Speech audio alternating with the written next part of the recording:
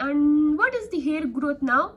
Ask about her weight gain, her previous weight gain, her recent weight, and how much she has increased. Has she changed her diet? What about her exercise? Ask about oligomenorrhea, amenorrhea. Ask about infertility in married female, and ask about hirsutism. How are you going to ask about hirsutism?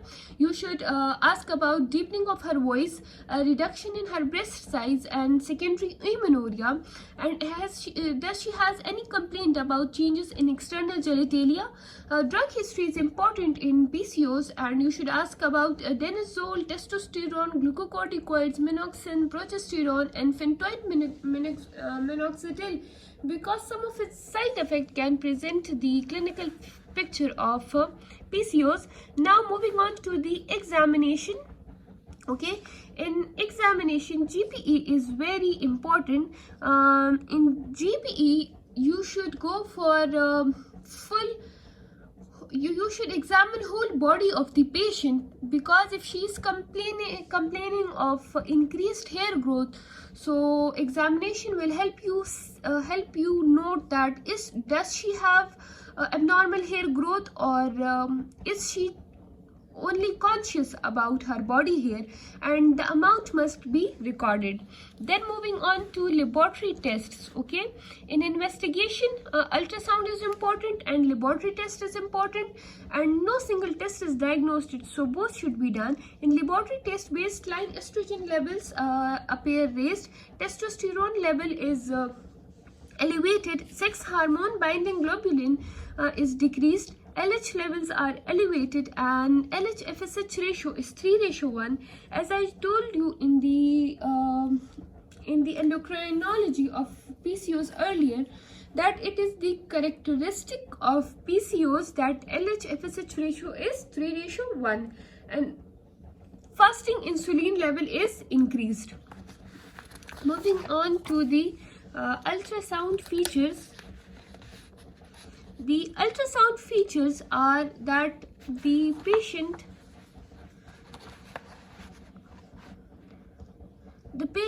on ultrasound shows peripheral distribution of follicles, more than 8 subcapsular follicular cysts that are more than 10 millimeter in diameter. There is increased ovarian stroma and increased ovarian follicles, right? And then moving on to the how we are going to diagnose PCOS, how we are going to confirm PCOS, because one single test is not diagnostic, so we follow the right criteria for diagnosis of PCOS. This criteria requires the presence of 2 of the following 3 variables: either the patient has amenorrhea or oligomenorrhea, or there is clinical or biochemical signs of hyperandrogenism, that may be acne, hirsutism, alopecia, or there may be polycystic ovaries on pelvic ultrasound. So 2 out of these 3 variables must be present to confirm that the patient is suffering from PCOS. Now moving on to the treatment. The first line treatment is lifestyle modification, that is exercise and weight loss. It is very important in the treatment of PCOS. Then you can advise combined oral contraceptive pills. It regulates menstruation and increases sex hormone binding globulin, which decreases the androgenic symptoms, right? So that is the acne, hirsutism, etc., and it regulates the cycle. But keep in mind here that if the patient wishes to conceive, so you should think twice of prescribing combined oral contraceptive pills, or you should explain the side effects, that is the contraceptive side of the COCPs, which is not a side effect, which is actually the basic mechanism of COCPs. You should explain the contraceptive side of the COCP. Then you can give cyclic oral progesterone in patient with amenorrhea, right? And then we go for clomiphene citrate, which is an anti-estrogen and it can be used to induce ovulation in patient with subfertility. If she complains of infertility or subfertility, so clomiphene citrate is given, which is an anti-estrogen, and it induce ovulation in patient who wishes to conceive and cannot conceive due to COCP. Metformin is given. Metformin in subset of patient with hyperinsulinemia and serious risk factors. Ovarian drilling is done, and for hirsutism and hyperandrogenism, eflornithine cream is given. It inhibits ornithine decarboxylase, okay, responsible for hair growth. Then criproterone acetate is given, which is an anti-androgen again. GnRH agonists are given, which suppresses gonadotrophin, thereby suppresses ovarian androgen. Then finasteride is given, which I have not written here, but it inhibits 5-alpha reductase, and surgically laser and electrolysis can be done for hair removal. So what are the long-term consequences?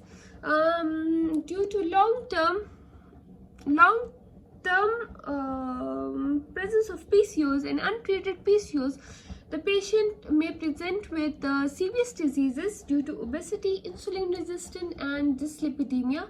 Diabetes due to increased risk of type 2 diabetes mellitus, increased risk of gestational diabetes, hypertension, breast, ovarian or endometrial cancer, and infertility. Now I would like to discuss a few past paper questions very quickly, so you can have an idea how the questions are asked. The first question is: a 26-year-old woman is complaining of irregular periods, right? As I told you, amenorrhea or oligomenorrhea, excessive facial hair, hirsutism. She had increased waist by 5 kg, that is obesity, leading towards obesity, weight gain. In the last 1 year, her BMI has reached to 30. Examination was not remarkable. Well, she's completing the she has the characterized symptoms of PCOS, that is hirsutism, obesity, and oligomenorrhea. What are the diagnoses? The diagnoses are the same, PCOS. And how will you confirm your diagnosis? Ultrasound and laboratory tests. And how will you manage her? Then lifestyle modification and medications.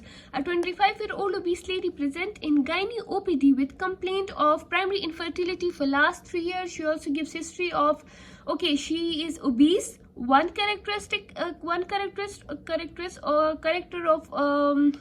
PCOS, primary infertility, 2 characters. She has history of excessive hair. Hirsutism, 3 characters. On examination, her weight is 92 and hirsutism is present. So differential diagnosis, the differential diagnosis DDs they have given here are again PCOS, Cushing disease, idiopathic hirsutism, and virilization ovarian tumor, right? And name one important advice you will give her for fertility. So for fertility, we give her we start medication, and yes, we start medication for infertility, and she is told she is told to follow up and perform other important investigation on the basis of ultrasonic picture showing small cysts. What is your diagnosis? So PCOS.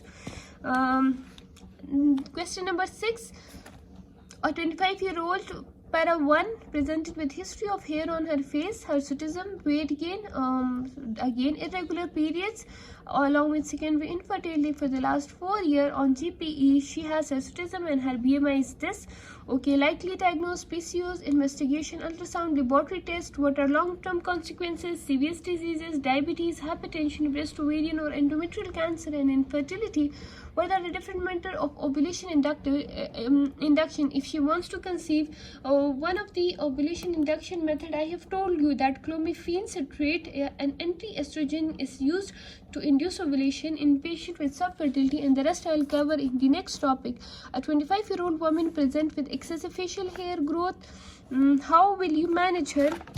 Give justification. So you can write the same points and give your justification, right? Some other scenarios are that,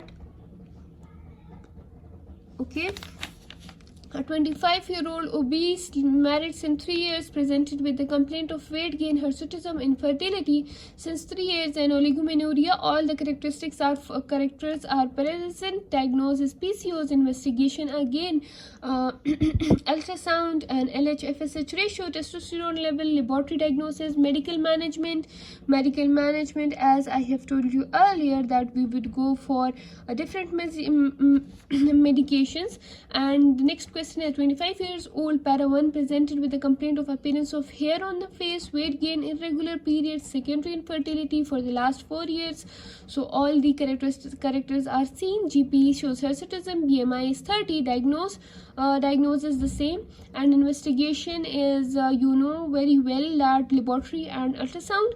A long-term consequence, serious disease, diabetes, hypertension, breast, ovarian or endometrial cancer, and infertility, and different method of ovarian induction I have told you earlier, and I will explain this in the coming topic as well. Now moving on to the next question. Lady married for the last 3 years, issue presented to gynecology, hirsutism, history of prolonged cycle, shows of one's conception. So probable diagnosis, again PCOS, investigation, ultrasound and laboratory test, and treatment options. But here in the treatment option with combined oral contraceptive pills, you will not either write in a bracket that COCPs are not given in this scenario as she wishes to conceive, right? And the last question is the 32 years old woman with the gynecology complaining of vaginal bleeding, facial hair, obesity. She started that she had facial hair growth for the last 5-6 years, irregular bleeding, worse for last. How will proceed for diagnosis and management? For diagnosis, I told you that we will go for history. The points I have told you for history, you can write them. Then you will write about the examinations that we can perform, then about the investigations. Okay, this is a question which has 4 and 6 marks. So if you move back to the lecture and you go for the diagnosis, you write about the history, then examination, then the investigation. Moving on, if you write about the ultrasound features, we will see the criterion criteria and the treatment. So inshallah you will score 10 out of 10 in your exams. And these are the important points about PCOS. If you have any question, you can ask in the comment section down below. Thank you and Allah Hafiz.